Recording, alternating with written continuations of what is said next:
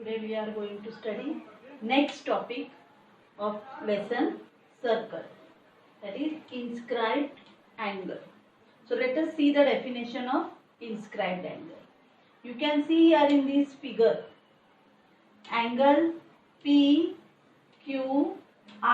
is there in this figure, and sides of angle PQR, side QP and side QR, intersect the circle at two distinct points P and R, and the vertex of the angle is on the circle. That means the vertex of angle PQR is Q, which is on the circle. So in this case, angle PQR is called as inscribed angle. We can say that angle PQR is inscribed in arc PQR. Follow the definition of inscribed angle. The vertex of the angle must be on the circle and the sides of angle must intersect the circle at two distinct points. Then this angle is called as inscribed angle. Followed? Now next here you can see there are different figures. In each figure you can see angle A, B, C. Angle A, B, C. Angle A, B, C. In each figure you can see angle A, B, C. And the part of the circle which is called as arc. The arc which is in the interior part of the angle is called as intersected arc. The arc which is in the interior of the circle, interior of the angle is called as intersected arc. Intersected arc.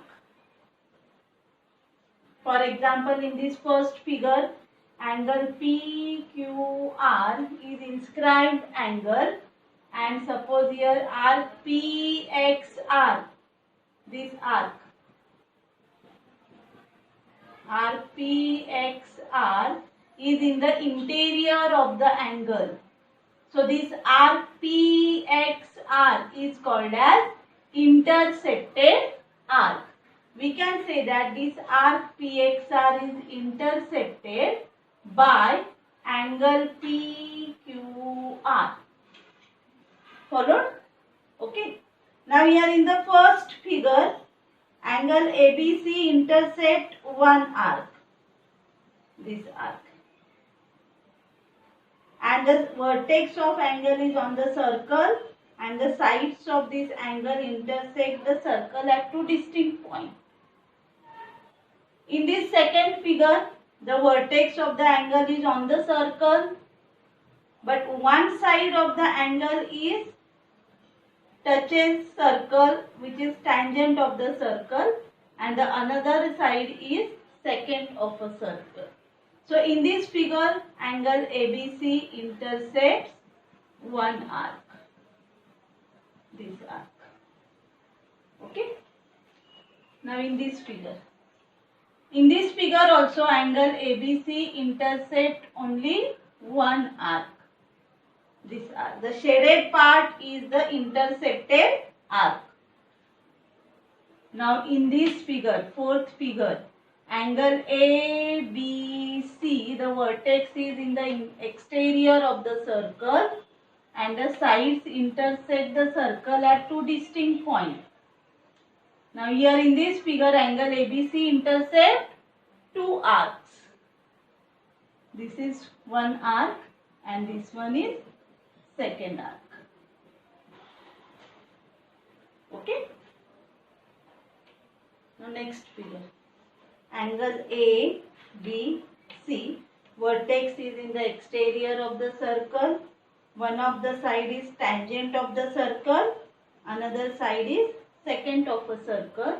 So here also angle ABC intersect two arcs. This is second arc.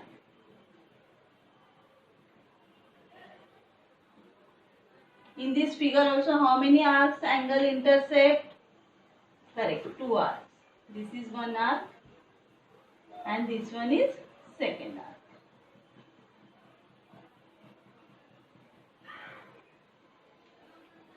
So here in each figure you can see that the angle intersect either one arc or 2 arcs. But in the last figure, angle A, B, C, having vertex B is in the exterior of the circle. One of the sides of angle intersect the circle, but the other side do not intersect the circle. So in this case, we can't say that this arc is intercepted by this angle. Okay? To intersect the arcs, one of the side must intersect the circle or other side must touches the circle. Understood? So here in this case the other side do not intersecting the circle. So here the arc is not intersected. Follow the concept? Inscribed angle and intercepted arc. Okay? Students, we studied definition of inscribed angle and the arc intercepted by inscribed angle. Now we have the next theorem, inscribed angle theorem. The statement of the theorem is, the measure of an inscribed angle is half of the measure of the arc intercepted by it. Okay. So according to this statement, we have to draw figure. We have to draw one circle. Draw inscribed angle in that circle. For inscribed angle, vertex of the angle must be on the circle and two sides of the angle intersect the circle at two distinct points. So here in this figure, write down the given statement. In a circle with center O, angle BAC is inscribed in an arc BAC. Angle BAC is inscribed in arc BAC. Arc BDC is intercepted by the angle. See, the arc which is in the interior of the angle is intercepted arc. So here arc BDC is intercepted by angle BAC. So we will show the arc with the shading part. See, you can see that now arc BDC is intercepted by angle BAC. So what we have to prove? Measure of this angle BAC is half of measure of arc BDC. Measure of inscribed angle is half of measure of intercepted arc. Okay. Now to prove this, we have to do one construction. We have to draw ray AO. Ray AO. It intersects the circle at E. So let us do construction. Draw ray AO.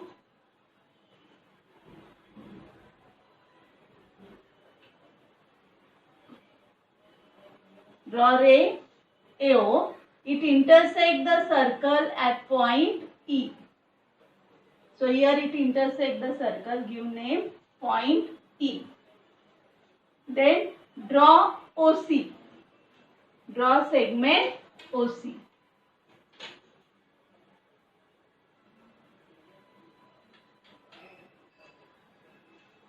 Okay, so this way we did construction. Now start proof. In triangle AOC, observe the figure. In triangle AOC, side OA congruent to side OC. Side OA congruent to side OC.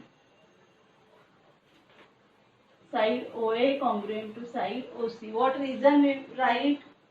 Radii of the same circle. So this triangle AOC is isosceles triangle. So by theorem of isosceles triangle, the base angles we will get congruent. Angle OAC equal to angle OCA. Okay, and the reason is theorem of isosceles triangle. Let me assume this each angle be x degree.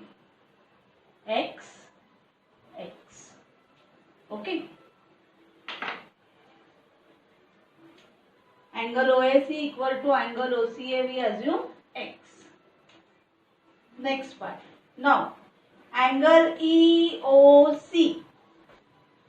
Angle EOC is central angle, and this angle is the exterior angle of triangle AOC.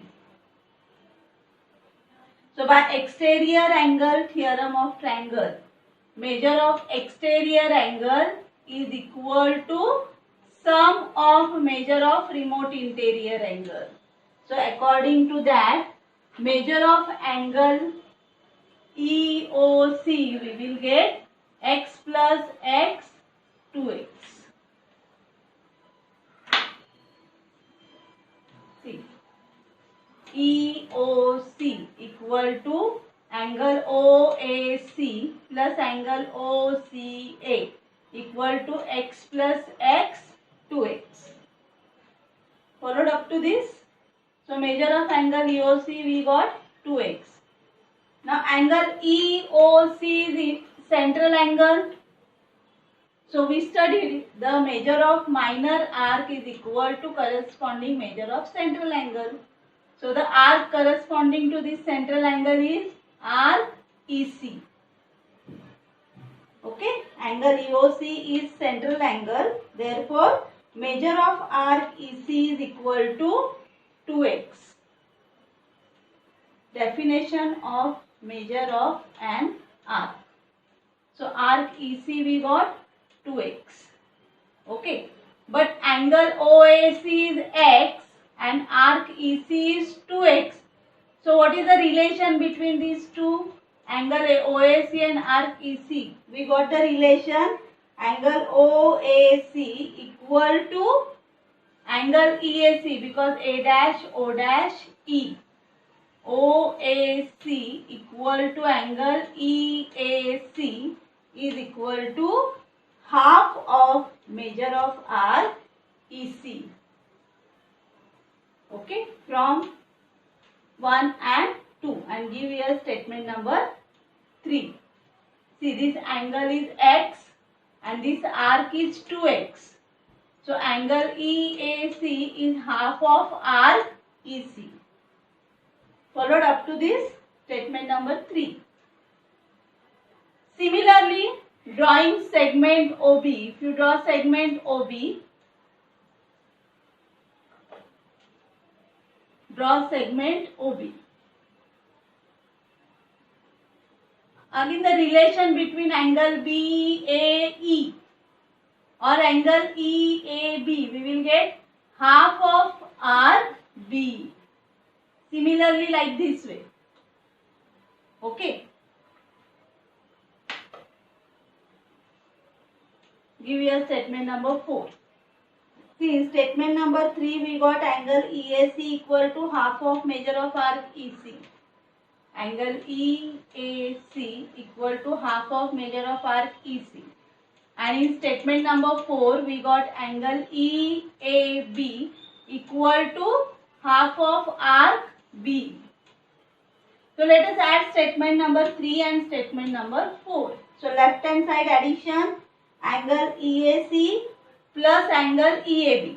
Angle EAC plus angle EAB equal to half of measure of arc EC plus half of measure of arc BE.